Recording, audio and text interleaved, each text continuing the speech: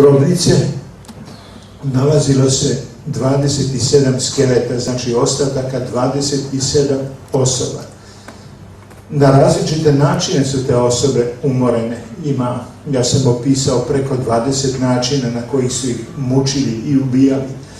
Žao mi je što moram da kažem da je Hrvatska država bila jedina država na svetu koja je imala koncentracioni logor za malu decu, znači za odojčad pa do 10, 12, 13 godina. Nijedna druga država to nije imala. Meni su mnogi zamerali vrlo često da ja govorim o genocidnosti hrvatskog naroda, jer me nisu dobro razumeli. Hrvatski narod nije rođen kao genocidan, ali je više stotina godina vaspitavan da bude genocidan.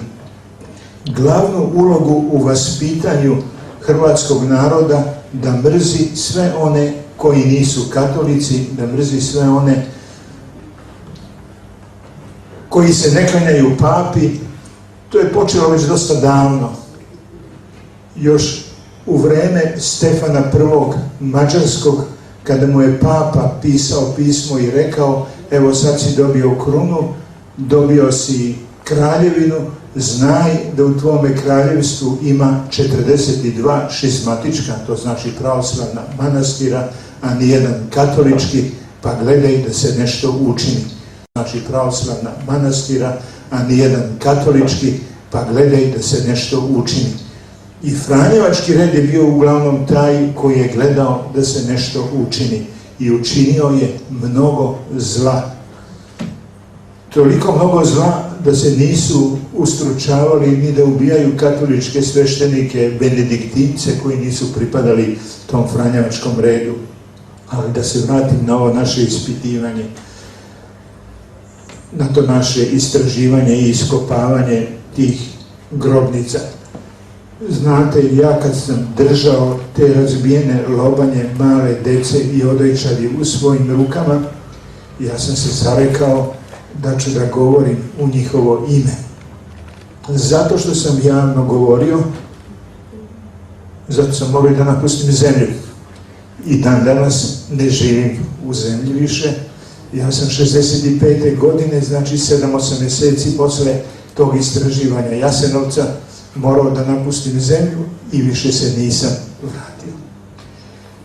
Međutim, ja sam ovdje prisutan i ja o tome govorim, a govorio sam celo to vreme i držao sam predavanja i u Beogradu i na mnogim mestima u svetu o tim jasenovačkim žrtvama.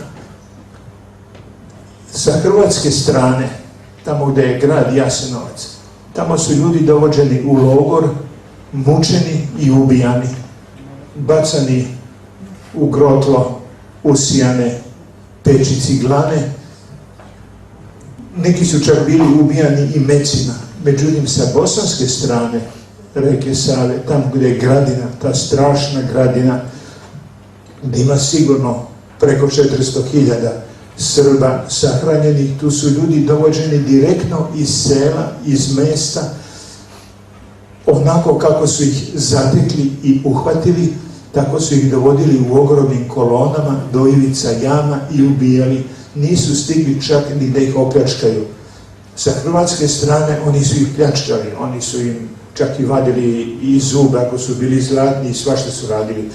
Međutim, sa bosanske strane oni nisu imali vremena i mi smo među tim ostacima skeleta nalazili i poneki sakriveni zlatnik koji je neko zašio u odeću, nalazili smo cucle, noše, flašice za mlijeko, šerpice, sve ono što su imali sa sobom ti nesretni ljudi, cele porodice su satrvene.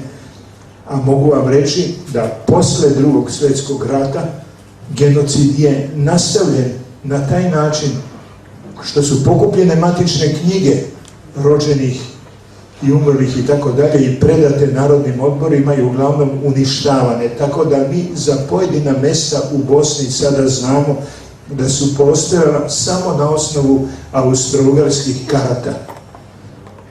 Jer ne samo da su svi ljudi pobijeni, nego su i svi tragovi uništeni i groblja su prekopana i sad se tu nalaze poljane, livade ili šume i tek kad pogledamo austro-ugarske karte možemo da znamo da je tu nekad neko živeo.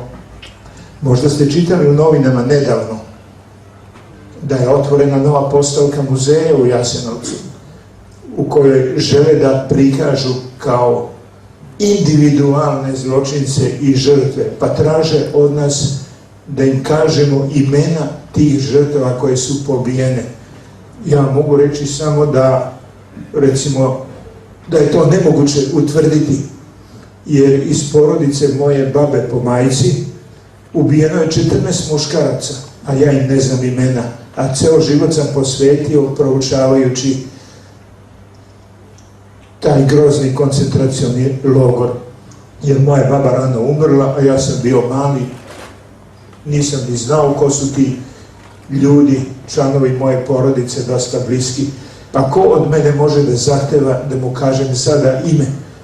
A posebno sam kao dečak sedeo na obali Dunava za vreme Drugog svjetskog rata u Smederevu, gde smo bili izbegli, i posmatrao mesecima leševe koji su plovili niz Dunav, znači niz Savu, niz Dunav iz Jasenovca. To su bila ostrva, ploveća ostrva leševa i tako mesecima. Ne znam kad je to počelo, ne znam kad se to završilo, ali znam da sam ih mesecima gledao. Ja isto tako sada znam da su mnogi ti leševi izbačeni na obalu Save, pokupljeni kod Beograda, da ih je Institut za sudsku medicinu u to vreme čak i obdukovao. Sanduci sa tim obdukcionim zapisnicima koji se nalaze i dan danas u Institutu za sudsku medicinu u Beogradu nikada nisu otvoreni, nikad niko nije nijednu reč kazao o tome. Mi samo znamo da prilikom niskih voda, kad se pojavi donji vrh ratnog ostrva, da na tom donjem vrhu ratnog ostrva porinuto u zemlju ko zna koliko skeleta tih jasenovačkih žrtava. Ja ne znam šta bi trebala ova zemlja da uradi, ali to su naši najbliži preci i rođaci, a kad pogledamo udžbenike istorije koji se koriste u školama u Srbiji sada, onda ne možemo da nađemo ni jednu reč o tom Jasenovcu. Pa zato što ne možemo da kažemo ni jednu reč, zato nam se Jasenovac ponavlja. Međutim, teško mi je što moram da kažem, a to je da Jasenovac nije jedino mesto. Evo sad je nedavno kod Bihaća otkriveno jedno masovno groblje sa oko 15.000 žrtava koje su pobijene. To nije Jasenovac, to je jedno drugo mesto. Bez obzira kako se zove, i na jednom trećem mestu nađeni su ljudski skeleti u uspravnom položaju, znači da su te ljude pobili tako što su ih u stojećem položaju zatrpavali zemljom i tako dalje. Što su ih u stojećem položaju zatrpavali zemljom i tako dalje. Ja kad sam govorio o tome u Engleskoj gdje ja živim, onda je jedan moj kolega koji je također bio profesor na univerzitetu, a speleolog, prosto nije verovao da to može tako da bude, pa je poveo jednu grupu studenata da silaze u one krsne jame gde su bacali žive ljude, spuštao se konopcima i onda su se oni lično uverili šta je sve rađeno sa tim našim življem iz tih krajeva. Ja mislim da je najveći greh napravljen od strane vlasti posle Drugog svjetskog rata, što su u ime takozvanog bratstva i jedinstva praktično zabranjivali da se bilo šta govori o tome i da se bilo šta zna. Ali je još veći zločin i sadašnjih vlasti u Srbiji, kojima je jako mnogo zamera, što su napravili takve nastavne programe da deca ne saznaju ništa o tome šta se dešavalo.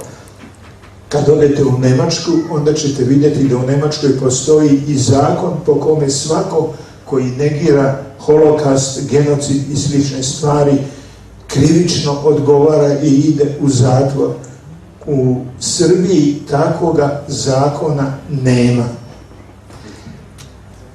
I dan danas nailazim na mnogo ljudi koji kažu, a bila je neka tamo u Beogradu izložba o Jasenovcu, pa su prikazane nekakve slike nekih groznih mučenja i ubijanja, pa su nam, kaže, deca dolazila kući i vrištala od straha, mi to nećemo da dozvolimo, mi o Jasenovcu nećemo da govorimo ništa. Ja sam to čuo od nekih vodećih ljudi koji su i sada u vladi ili najbliži vladi. Prema tome, nešto moramo da menjamo u našem društvu.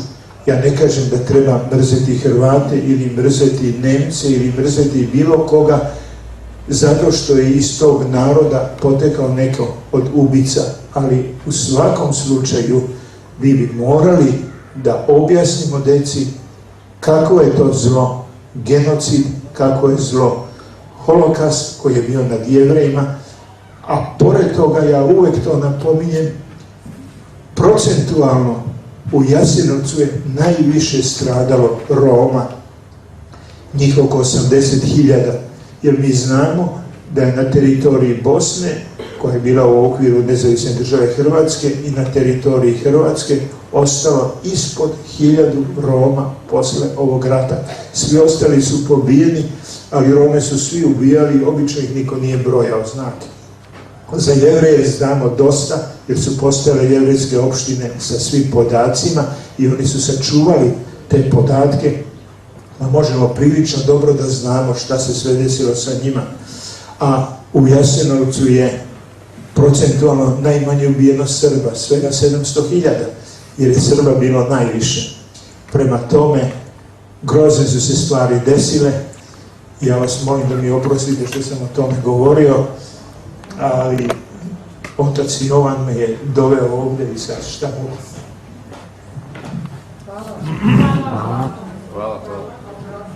Hvala i ocu Jovanu i vama, profesor.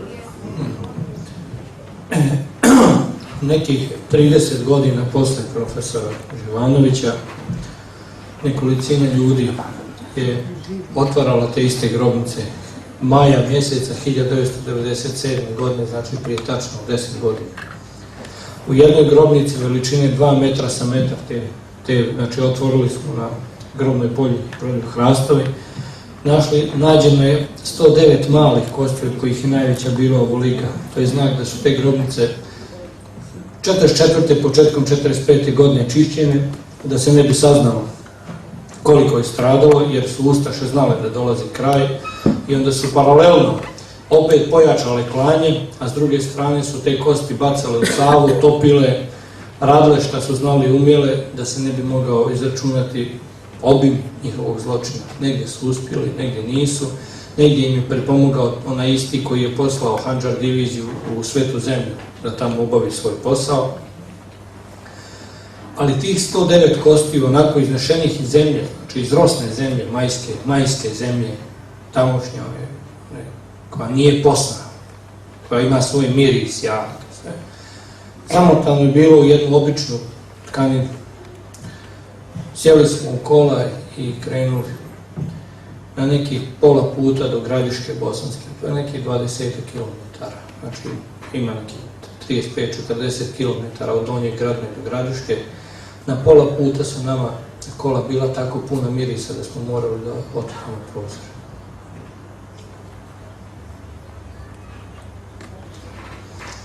Ruke oni koji su držali te kosti su bile vrele, od samih kostiju. Sam ih donio mitropolitu Amfilohiju na Cetinju gdje sam bio monah i on je počeo da ih ugrađuje u antinus i u časni trpez kao moštinovog učenika. 2000. godine njegov gost na osvećenju manastira Jovan Dola bio je vladika Sava Slavonski, koji inače svoju rezidenciju iz Pakraca prebacio u Jasenovac, jer je jedino u Jasenovcu imali jedan krov nad glavom koji mu je ostao kako tako poslije Bljeska 1995. godine. On je malo obnovio to nešto kuće, tu je boravio. I on je bio gost u Jovan Dolu i kada je vidio da mitropolit ugrađuje jasenovačke mošti u časno trpezo, tada je na licu mjesta objavio da parohijsku crkvu u Jasenovcu, obnovljenu 1984.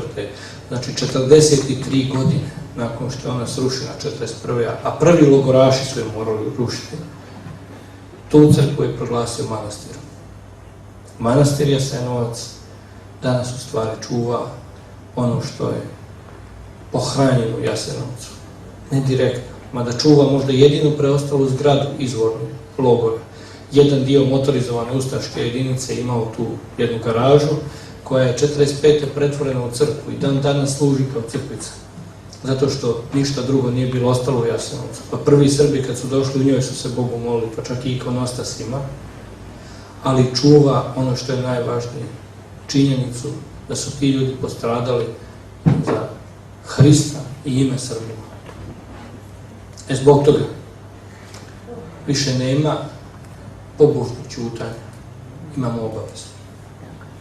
I ko tu obavezu ne osjeća? Obavezu da naslika ikonu, da se njoj pokloni, da pita sveštenika u svojoj crkvi: oče, gdje nam je ikona novomučenika? I prije svega obavezu da ode u Jasenovac da se pokloni.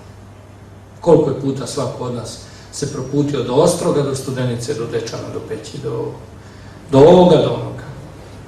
Ja vam kažem, vladika Sava Jasenovački, on možda ima za Božić 9 ljudi u crkvi, ali ih ima 100.000 u crkvi.